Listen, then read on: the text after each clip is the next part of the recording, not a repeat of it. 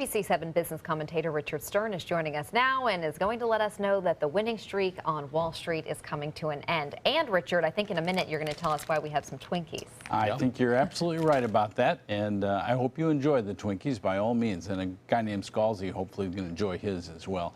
On Wall Street today, we were down from start to finish, down 164 points at the low of the day, but we just came off the best week of the year, so I don't think we have too much to complain about. The real story today was the bond market. Believe it or not, a 10-year U.S. Treasury now closed at a record low yield of 1.36%. 1.36. A 30-year, 2.14.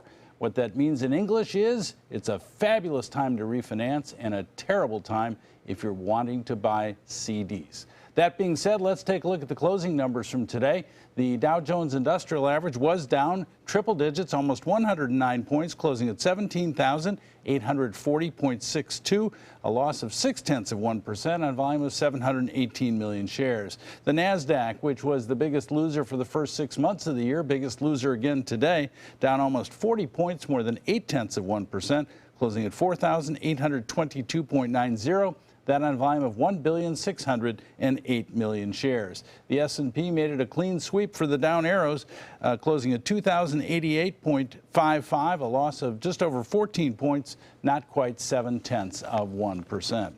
Well, as you just heard, perhaps Twinkies are back in style. Well, I don't think they went out of style, but they went out of business, believe it or not, about 3 or 4 years ago. Well, today, a company based in Los Angeles, a private equity firm, announced that they, in fact, are going to take Hostess public one more time. The deal could be done as early as this September, as in just 2 months from now.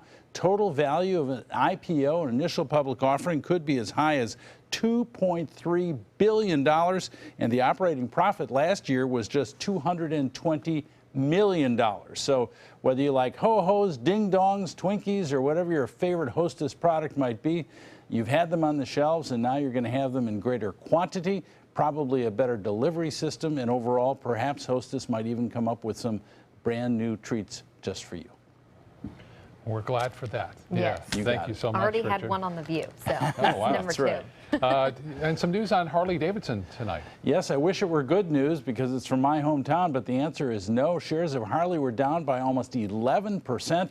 There were rumors that the buyout offer might be coming for Harley, and unfortunately they proved to be just that, rumors, and that's why the stock was down by 11%, a big, big drop.